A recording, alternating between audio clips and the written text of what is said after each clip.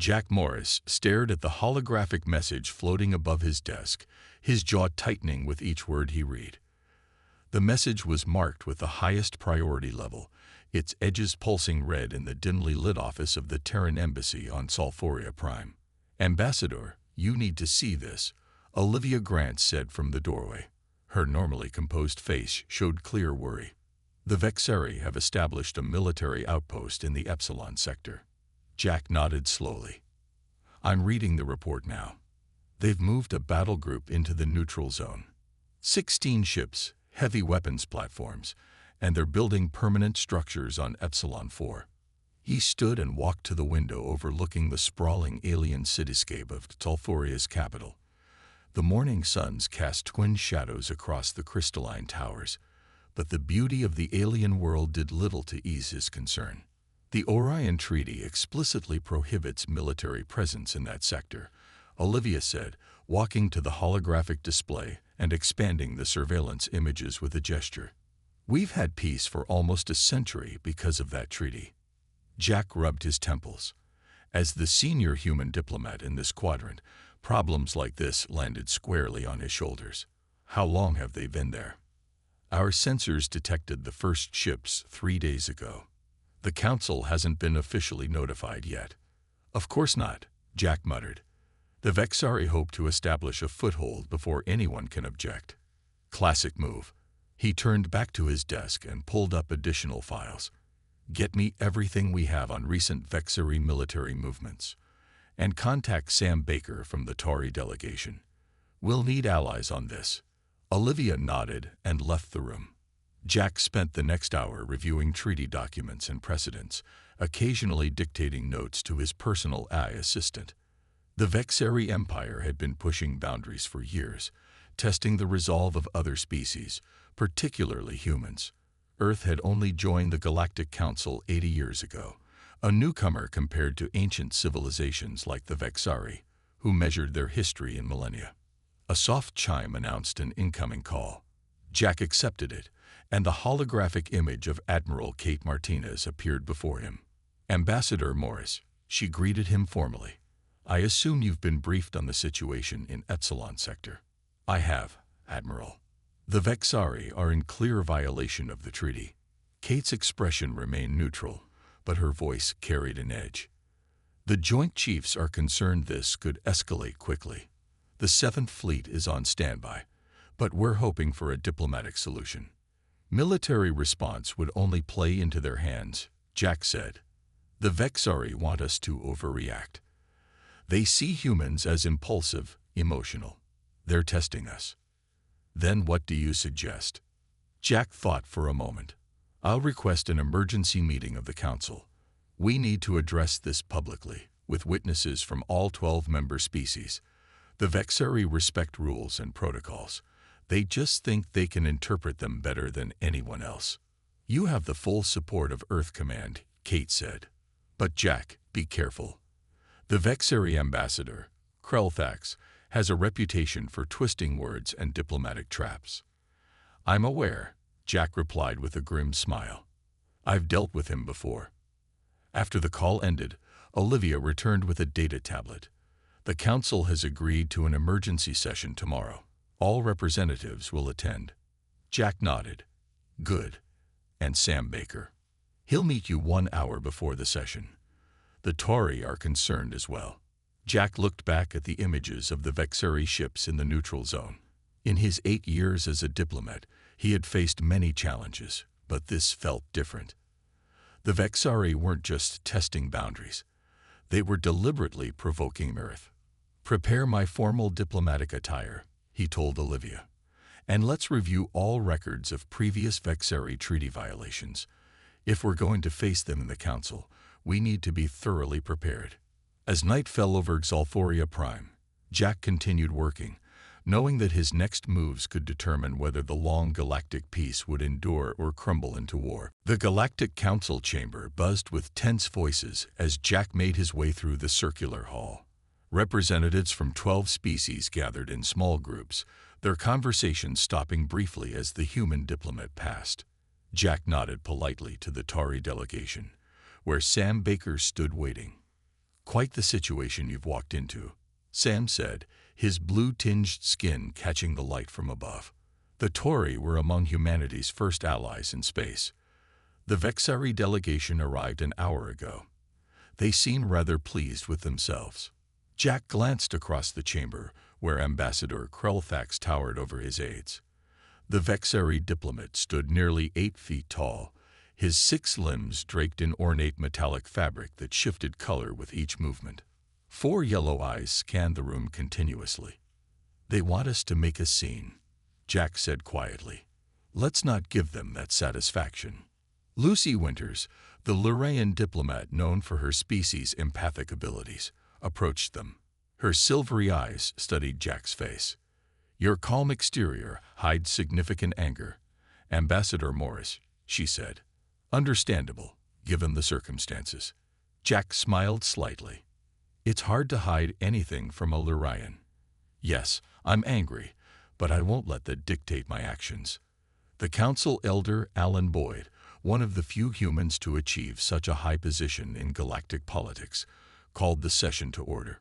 Representatives took their seats in the tiered circular arrangement. Jack sat between Sam and Lucy, while Krellthax and his aides sat directly across the chamber.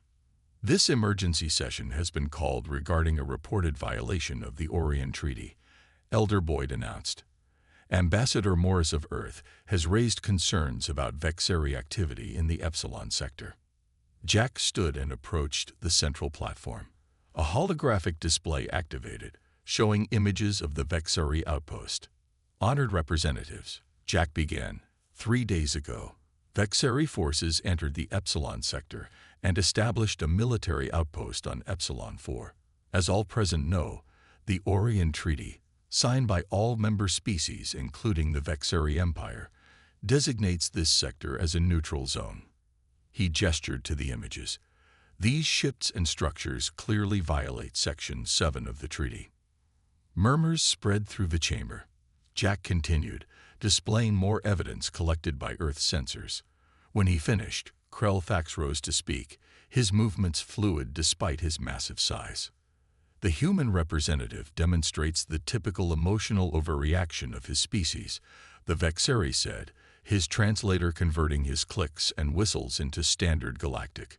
"What he calls a military outpost is merely a scientific research station. The Empire is studying rare mineral formations on Epsilon 4. Jack noticed several representatives shifting uncomfortably. The Vexari were skilled at creating doubt. "With weapons platforms and battle cruisers," Jack asked calmly. "Our scans clearly show military-grade shielding and weapon systems." Krellthax's upper limbs made a dismissive gesture. "Security measures only.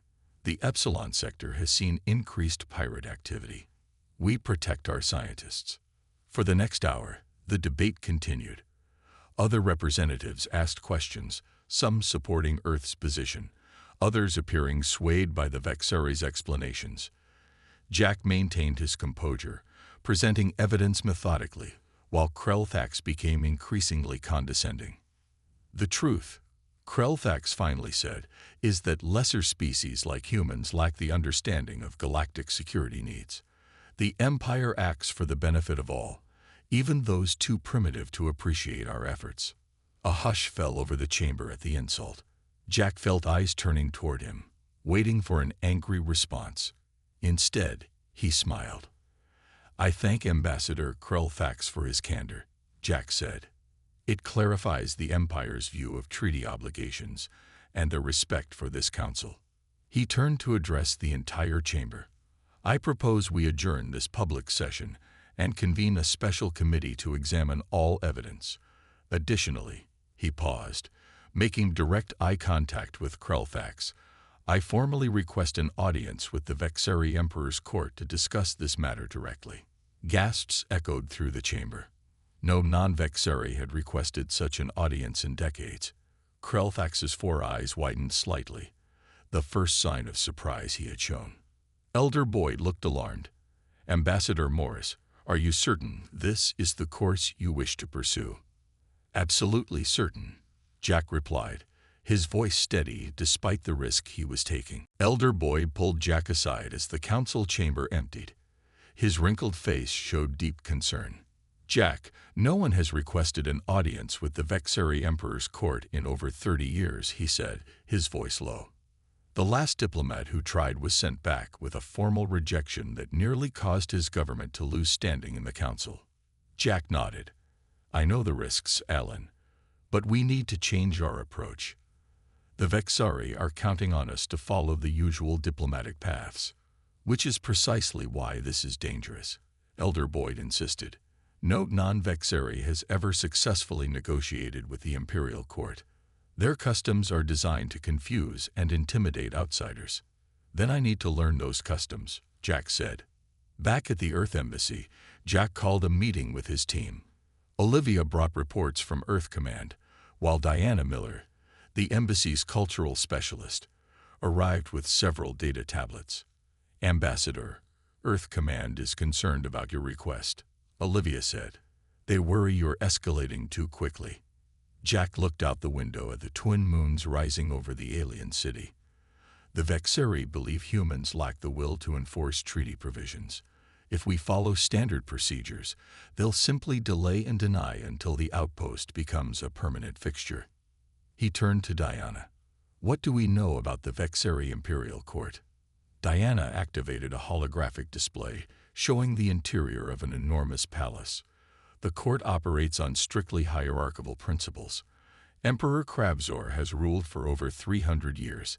Their ceremonies date back thousands of years, and mistakes in protocol can be considered deliberate insults." "Sounds encouraging," Jack said with a wry smile. For the next several hours, they studied Vexari customs and cultural taboos. Jack practiced the complex greeting rituals, while Diana corrected his posture and gestures. Near midnight, Diana made a surprising discovery in an ancient text. "Ambassador, I think I found something useful," she said, enlarging the section of text. "There's a rarely used diplomatic protocol called the Challenge of Kithforal.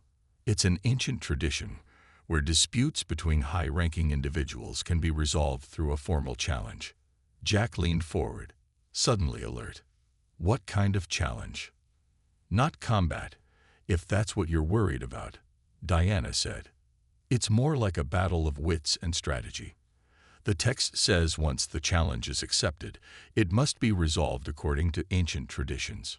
And the important part," she continued, "is that the challenged party cannot refuse without losing significant honor, especially if the challenger has proper standing." Jack rubbed his chin thoughtfully. "As Earth's appointed ambassador, I represent humanity's highest diplomatic authority in this sector." "Yes, and according to Vexari tradition, that gives you the right to issue such a challenge," Diana confirmed. "But, Ambassador, this hasn't been invoked in centuries." "The risks?" "The risks of doing nothing are greater," Jack interrupted. "If the Vexari establish their military presence in Epsilon Sector, other powers will follow. The neutral zone will collapse, and we'll be looking at potential conflicts across 12 species." Later that night, as the embassy grew quiet, Jack received a message from Sam Baker. "My government supports your approach," the Tory diplomat said. "It's unexpected, which gives it value. But the Vexari are already preparing countermeasures. Their embassy has requested information about human negotiation tactics and psychological profiles." "Let them prepare," Jack replied. "They'll be looking for human weaknesses, emotion, impatience, aggression. But they won't find what they expect." The next morning brought surprising news. The Vexari Emperor had accepted Jack's request for an audience. The message included elaborate instructions for proper attire and behavior, along with a thinly veiled warning about the consequences of failing to observe proper etiquette. Jack gathered his team once more. "The real work begins now. I need to understand every nuance of Vexari culture before I step foot in that court." Diana looked worried. "Ambassador, what exactly are you planning?" Jack's expression was determined. "I'm going to challenge the Empire using their own traditions. If I win, they withdraw from Epsilon Sector. If I lose," he paused, Earth loses significant trading rights in 3 key systems. Olivia gasped. That's an enormous risk. Earth Command would never approve such stakes. Which is why I'm not telling them the full details until I'm already on my way to Vexor Prime, Jack said quietly. Sometimes the best diplomatic solution requires a calculated risk. Jack stared out the viewport as the diplomatic shuttle approached Vexor Prime. The Vexari homeworld glowed with amber cities, spanning entire continents. Massive orbital stations formed a ring around the planet, each one larger than Earth's biggest space habitats. Impressive, isn't it? Frank Peters said, joining Jack at the viewport. As Jack's diplomatic aide, Frank had insisted on accompanying him despite the risks. They certainly want visitors to feel small. That's exactly the point, Jack replied. Everything about Vexari culture is designed to establish dominance. The shuttle received landing clearance and descended toward an enormous structure that rose above the capital city like a mountain of metal and crystal. The Imperial Palace was the heart of the Vexari Empire, home to Emperor Kravzor and the ancient court. As they landed, Jack reviewed the greeting protocols one final time. One mistake could end his mission before it began. Remember, Jack told Frank quietly as they prepared to disembark, speak only when directly addressed, and keep your eyes lowered when the Emperor enters. A delegation of Vexari officials waited at the landing pad. Their towering forms were draped in ceremonial armor that caught the light of the setting sun. The lead official stepped forward. Ambassador Morris of Earth, the Vexari's translator device conveyed. I am First Minister Zexkar. You are permitted to follow me to the waiting area. Jack bowed precisely to the correct depth, showing respect without submission. We are honored by the Emperor's invitation. The First Minister's 4 eyes blinked in sequence, a sign of mild surprise at Jack's proper etiquette. He turned without further comment and led them into the palace. The interior spaces were overwhelming by design. Ceilings rose hundreds of feet, supported by columns wider than redwood trees. The walls displayed scenes of Vexari military victories spanning thousands of years. Jack noticed several newer images showing confrontations with human ships, carefully depicted to make the Vexari appear dominant. After passing through multiple security checkpoints, they were led to a waiting chamber where they remained for over 2 hours, another deliberate tactic to create discomfort and anxiety. They're trying to wear us down before we even begin, Frank whispered. Jack nodded but remained outwardly calm. Standard intimidation. We expected this. Finally, First Minister Zexkar returned. The Imperial Court will receive you now. They followed him through a series of increasingly grand hallways until they reached enormous doors carved from some iridescent material that seemed both stone and metal. The doors swung open silently despite their massive size. The throne room beyond was vast enough to hold a small city. Hundreds of Vexari nobles and officials lined the path to the distant throne, where Emperor Kravzor sat watching the human visitors with 6 unblinking eyes. His upper body was encased in ceremonial armor that glowed with internal light, and a crown of twisted metal spires rose from his head. Jack walked the long path toward the throne, feeling the stares of the entire court. Ambassador Krelthax stood near the Emperor, his posture conveying smug confidence.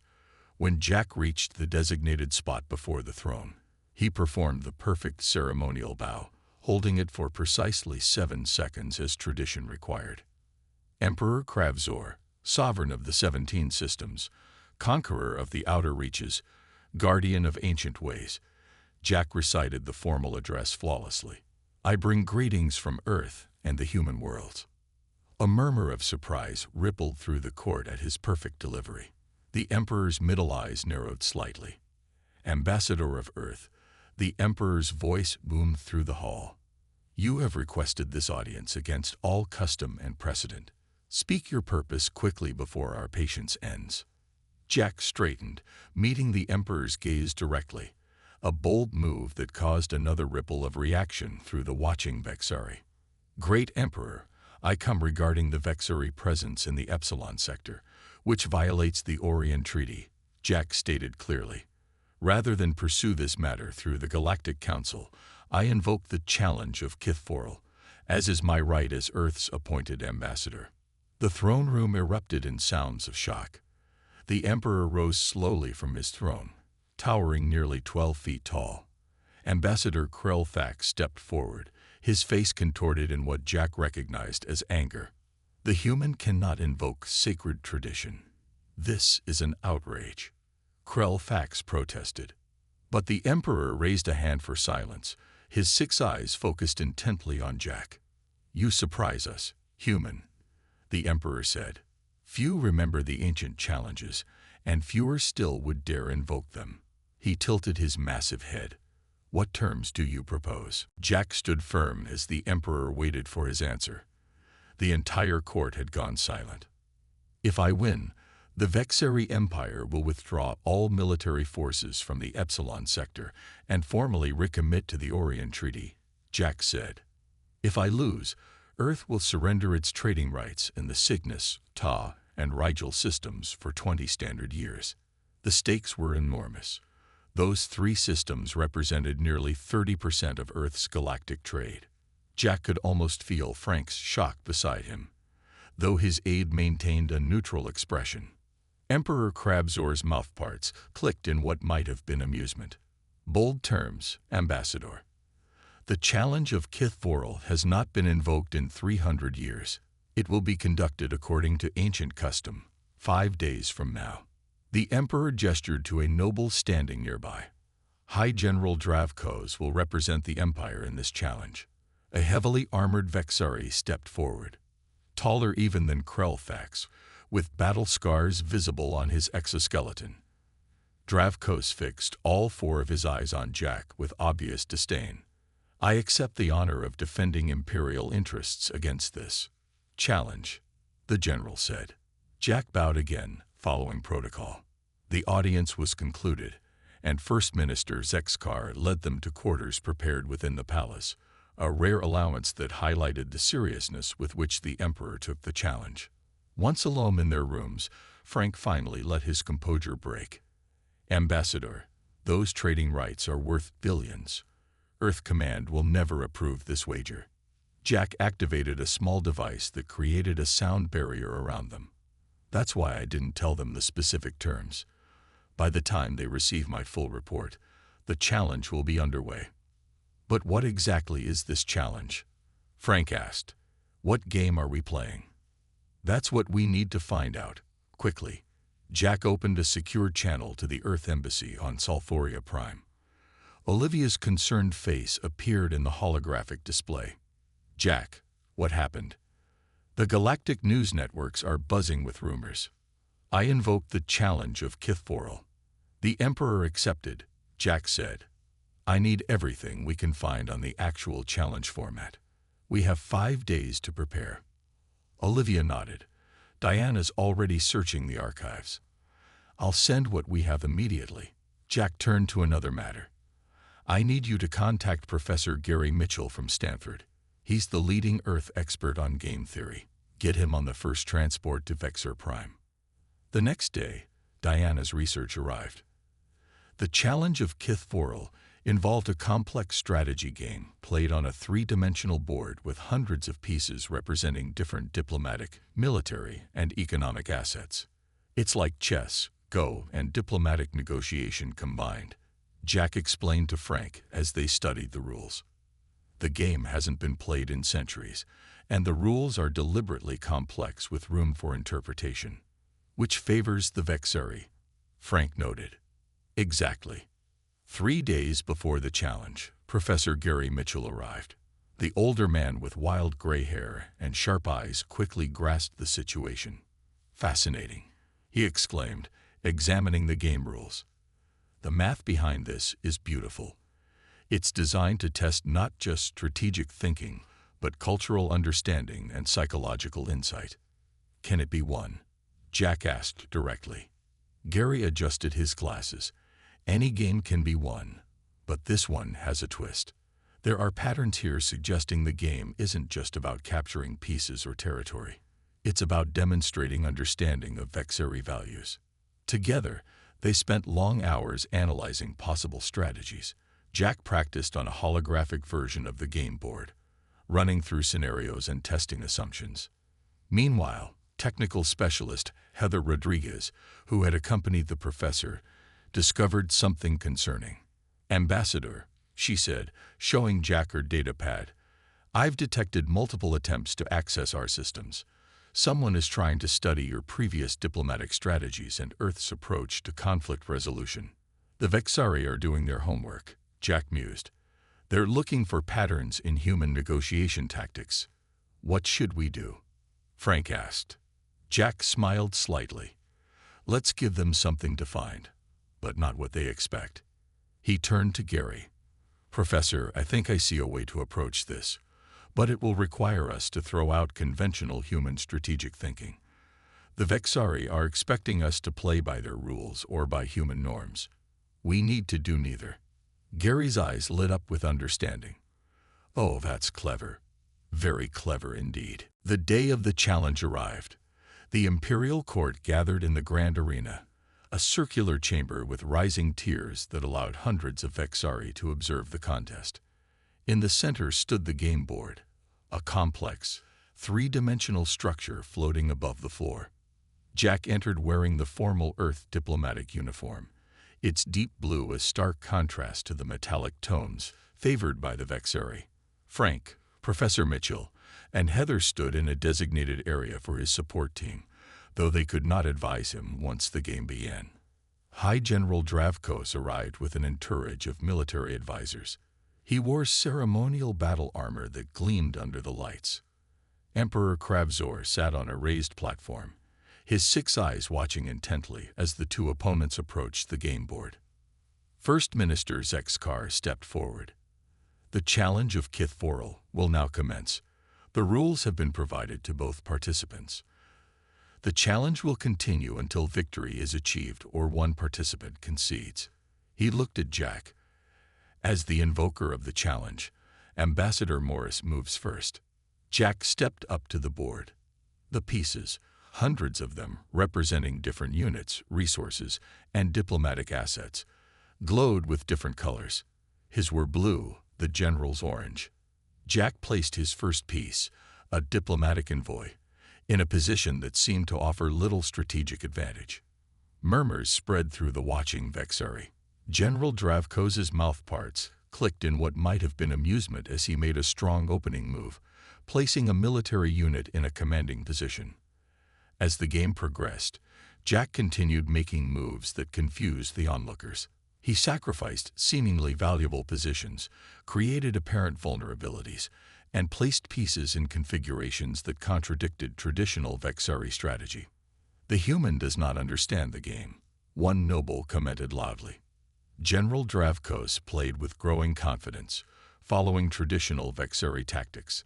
His pieces formed strong defensive formations while simultaneously pushing forward in a classic pincer movement.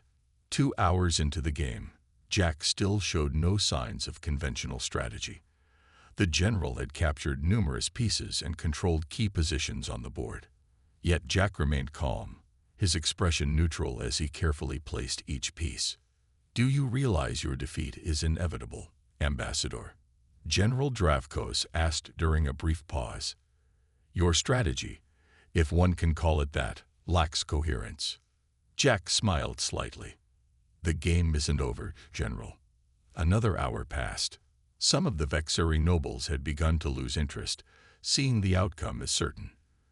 But Emperor Kravzor watched with unwavering attention, his middle eyes occasionally narrowing as Jack made particularly unusual moves. Frank stood tensely with the support team, trying to understand Jack's approach. Professor Mitchell, however, had begun to smile, seeing patterns emerge that others missed. "He's not playing to win by their rules," he whispered to Heather. "He's changing the nature of the game itself."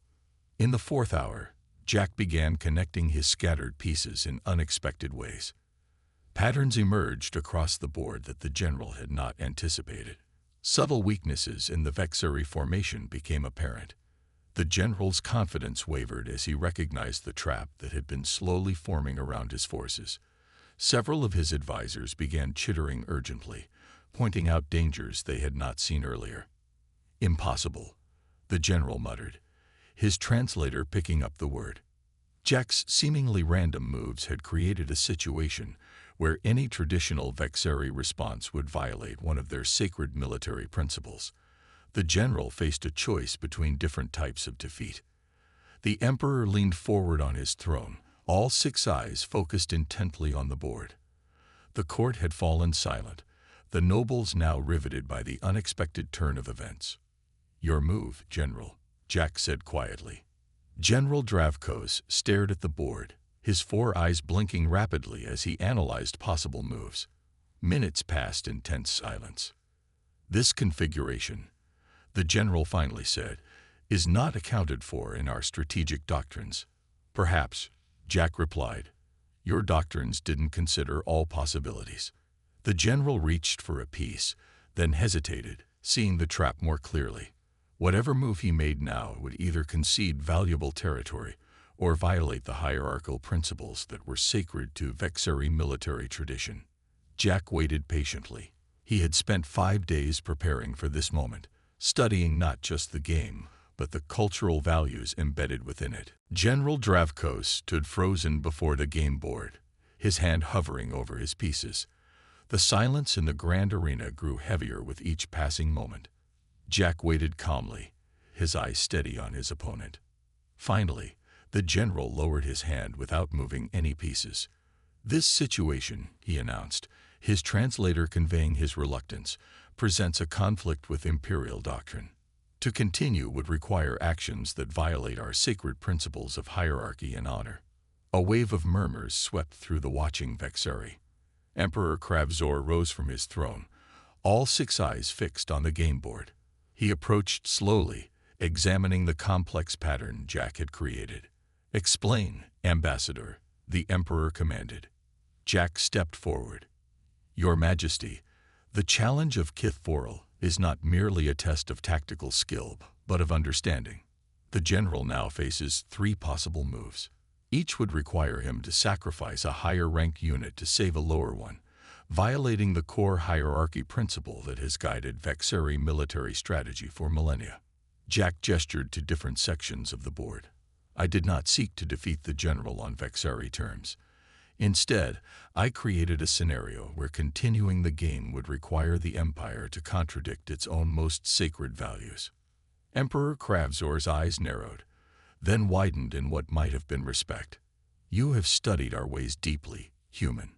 "I have," Jack replied, "just as I studied the Orion Treaty before coming here. Both represent systems of rules and values that must be respected to maintain order." The Emperor turned to General Dravkos. "Your assessment?" The general straightened his massive frame. "The human strategy is unprecedented. To continue would require actions no honorable Vexeri would take." He paused, struggling with his next words. "I must acknowledge defeat." The announcement sent shockwaves through the court. Ambassador Krelfax stepped forward in protest, but the Emperor silenced him with a gesture. "The challenge of Kith Voral is concluded," Emperor Kravzor declared. "Ambassador Morris has demonstrated not merely skill but understanding of the deeper principles upon which our traditions rest. The Empire acknowledges this victory." The Emperor turned to face the entire court. "As agreed, all Imperial forces will withdraw from the Epsilon sector.